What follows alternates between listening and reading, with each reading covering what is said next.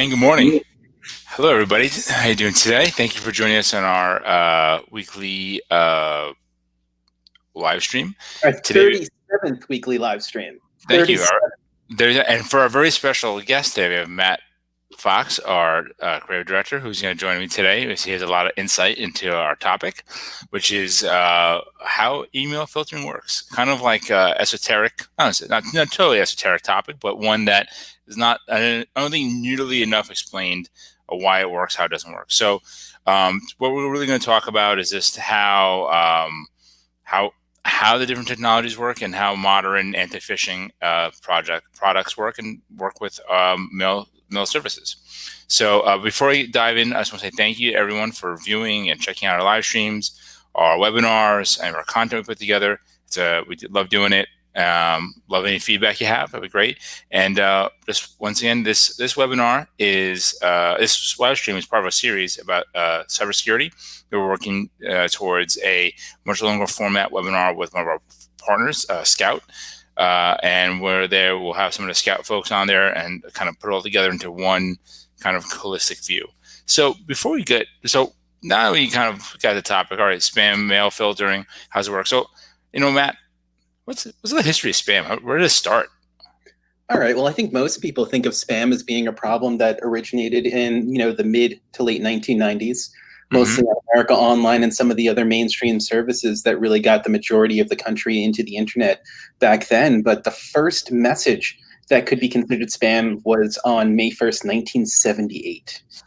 I mean, think about that. People are sitting at their desks, they're listening to the new Talking Heads album, and they get this message coming up in a message board that no one wants to see. That it's just a strange thing to think about. When we think spam, we think something more current, but it's been around for a really long time. The first real piece of spam, I think, was in like 1993. Right. By real, I mean it came through via email as the transport medium. It wasn't something that came out before email. Right.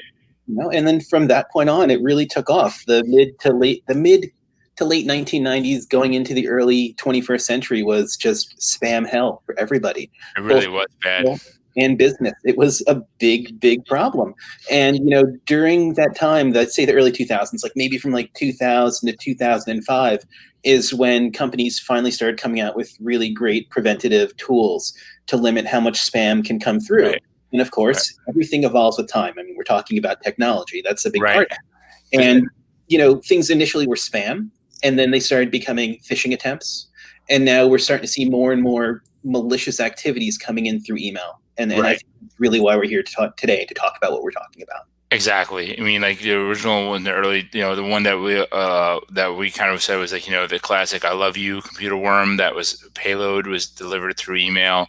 There was tons of different variants back then. It kind of kept spreading. I remember that. You have this kind of terrifying moment, like someone got a bad email. I clicked on this thing. 20 years later, we're still doing that. So we had to definitely put in place all the systems and knowledge that we can. So let's step back for a second. So what are the core mail filtering methodologies? Like what can you do? What's out there? How does it start? All right. Well, you've got three major types of spam. I'm always going to say spam filtering. I'm old. That's where I'm not thinking about malware and ransomware. Of course, I'm thinking about it in terms of what we do as a company, but business email compromise, anti-business email compromise solutions. In my mind, BEC stands for bacon, egg, and cheese. Right. Spam on that. Yeah, I mean, there are three major types. The first is the one that I think most people are the most aware of, not only from a technician standpoint, but the end user, and that's a gateway type of spam filtering. So when we're talking about gateway spam filtering, referring to a literal gateway, a gatekeeper between information coming into your network from other mail servers and your own. Right. So in the graphic that we have here, we've got this dotted line. It's kind of like a bit of a line of demarcation between the internet and a business's local network. And we're seeing the flow of mail go from an external mail server, hopefully through a firewall at the perimeter of someone's network, before making its way through a mail filter. If an email makes its way through the mail filter successfully because it's not termed to be a threat, it makes it to the company's email server, and eventually the end user will be able to view that message. If it's an email that's been identified as spam or a phishing attempt or has any type of suspicious activity going on, the mail filter will either quarantine or simply drop the email, hopefully give the end user a bit of a notification that something has come in that is a threat and should be looked into. But again, that's the one that most people are typically using in businesses. Right. Now, of course, everything's moving into the cloud these days, and everyone's working with software as a service models because it's incredibly convenient. You don't have to have hardware on site. You don't really have to. You don't have to worry about the maintenance of the equipment as much. Of course. Right. We talked about the shared responsibility model in our last webinar, as well as one of our previous streams. And when it comes to software as a service, the only area that you're responsible for as a customer is the data. And we're talking mail filtering. There really isn't a whole lot of data involved. It's really more on the configuration side that you have to be concerned with. And if you're dealing with data, we're talking about data retention at that point. And that's really a bit out of scope of what we're talking about right now. Correct. Now, the cloud-based third-party mail filtering isn't really that different from the gateway style. The only difference is that it's not in your office. And that's a huge advantage. Because what happens to your email when you have a mail filter in front of it that stops functioning? Honestly, it was probably one of the third-party email filtering solutions. Was probably one of the first SaaS softwares that we deployed, or first cloud-based software that was really widespread that we deployed for our customers. Beyond like normal kind of web applications, this was like the one that everyone had. The original was MS Logic. MS Logic, Christini was another one that was really big. Right. I had one of the very first Barracuda spam appliances back in 2005, and eventually that moved over into the cloud as well. Correct. And it makes a lot of sense. You can spin up a VM with your filtering, software and operating system on it. That's a great thing. It's one less thing for anyone to worry about. And again, if you have an on-premise spam filtering solution and it stops working, so does your email. Correct. Yeah, exactly. And just to step back for 1 second, I think it's important.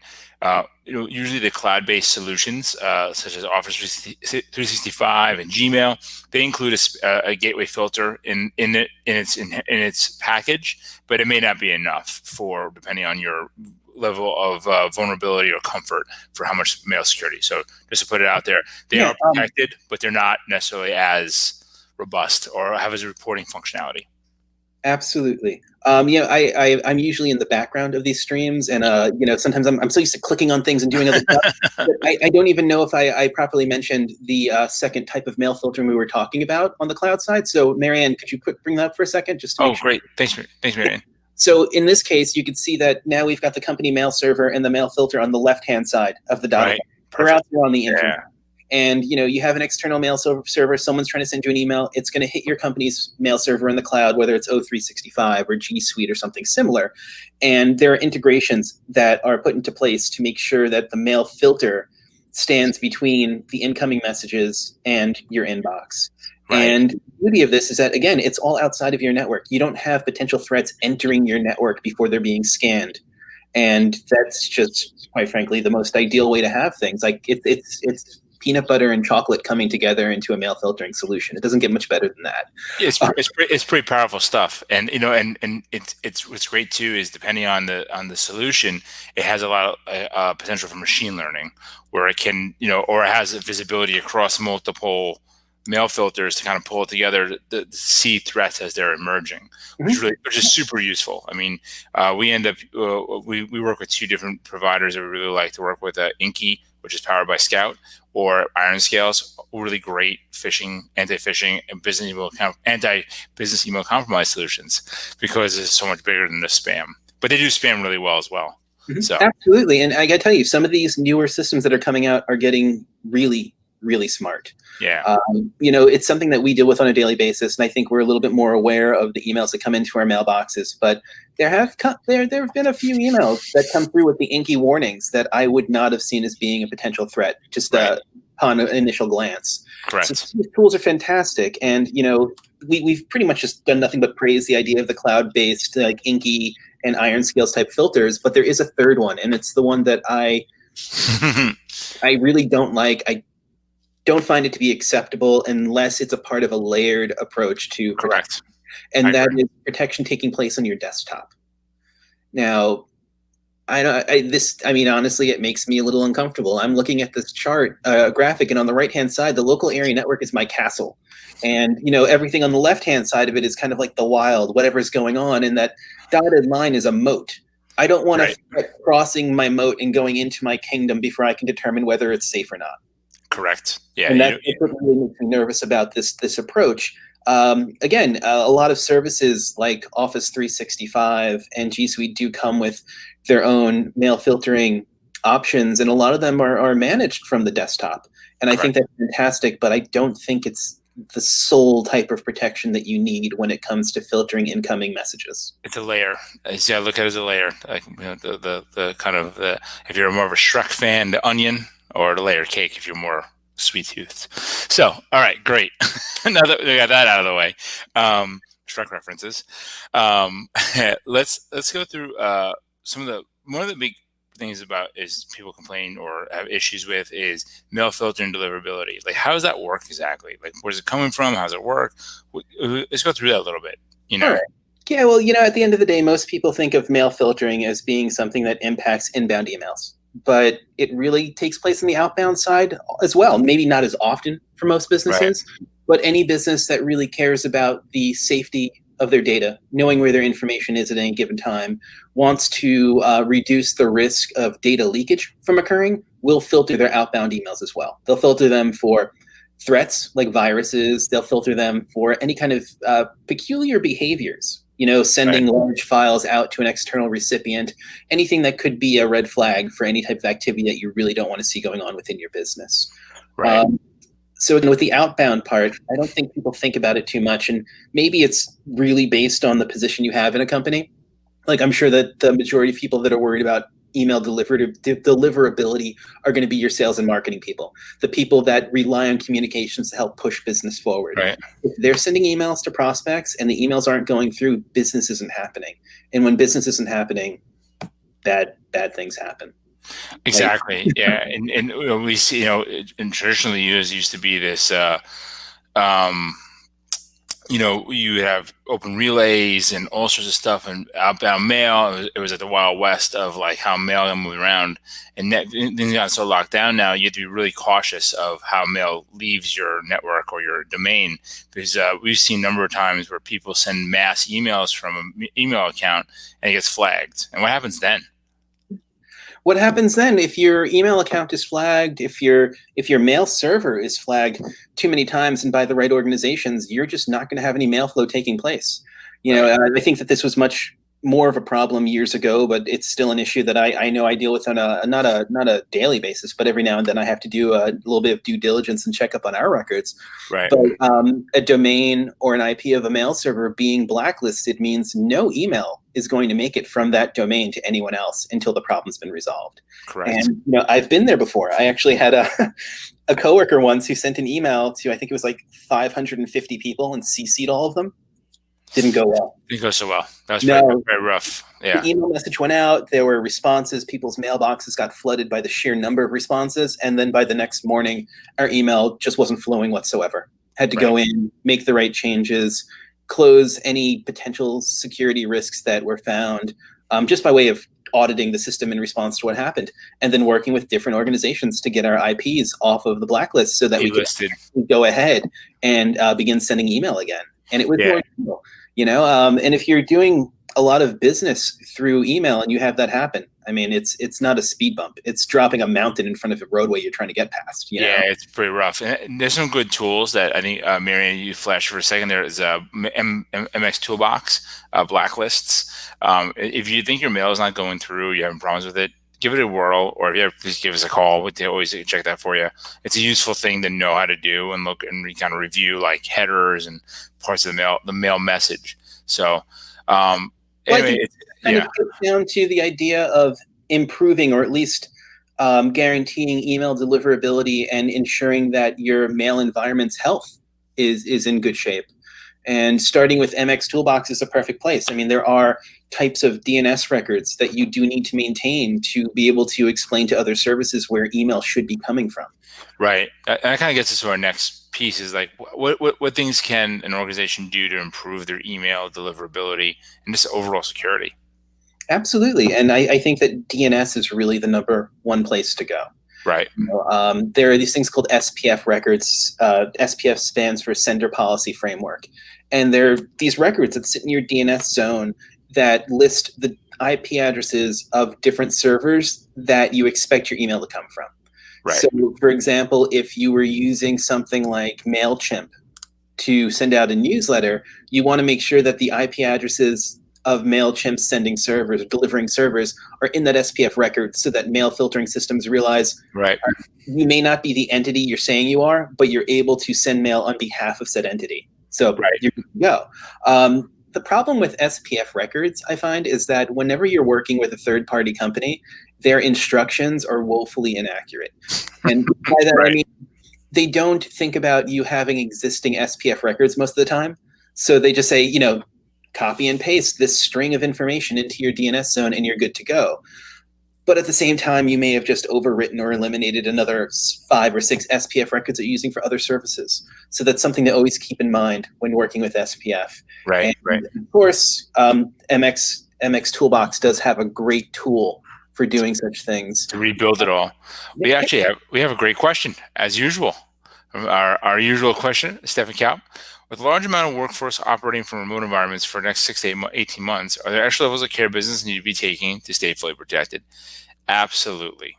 I think that goes without saying. We'll get back to the other piece in a second, but this is a great question, Steph. Thank you.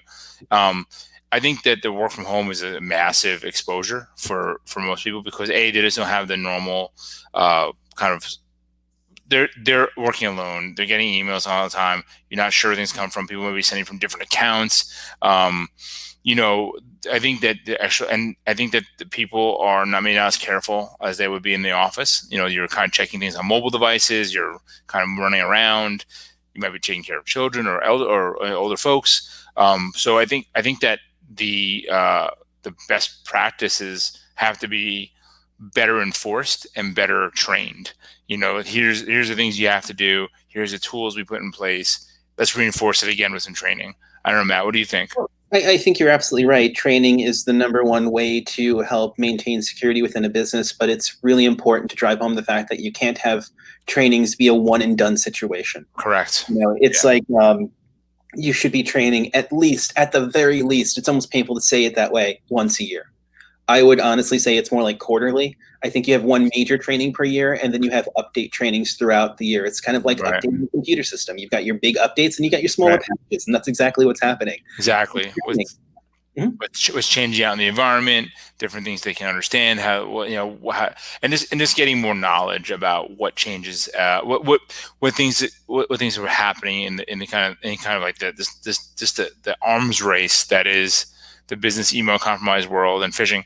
Also, I think that people don't have the other part with phishing, particularly on work from home, is that you just don't have that physical check that you would have. It was like the classic, someone gets an email to wire money somewhere, and it used to be like, hell, let me walk down the hall and go talk to Jim in accounting to make sure, or the CFO, whoever it is, sure. But if you don't do that, people are kind of nervous. Their time frames are different. They may be working on different time schedules. They can be spread across the country. So I think the best thing, we've read it in our securities best practices, but if you are involving money transfers, have a process that's outside of email at all times, voice, or we love video. We think that doing a video call with someone before you transfer money is probably a way out to see who they are, make sure they're exactly. Absolutely. I mean, the other day when I requested $15,000 of iTunes gift cards, I did it over video. I would never do something like that. I know. Exactly, Matt. Why would you ever have done it that way? I mean, come on. And of course we got them. I mean, why wouldn't we have? We need those. And just for the record, part of my employment agreement is $15,000 worth of Blues Travelers MP3s every fiscal year. I don't want people to get confused about that. That are spin doctors. Anyway, let's keep moving. All right. Yes, we have two other records we want to go through, and don't want to take up too much of everyone's time this morning. Right. DKIM is another standard. DKIM. We've got a link to MX Toolbox's page to verify DKIM records as well, right there. And DKIM is sort of it's similar to SPF in that it uses DNS records to explain where mail should be coming from, but it uses a bit more of a key pair type of scenario. So like you would use SSH to log into a system, the system would have a private key and a public key. Right. The services that you're using generate private keys, and you get a public key to put into your DNS zone. Those two keys are compared to guarantee that emails are coming from the right sources, and that's all there is to it. It sounds super complex when you're working with this stuff, but usually you're going to be dealing with a third-party service, and they're going to handle the majority of it for you. So you're not really worried about the complex algorithms that generate encryption to build key pairs or public-private PKI.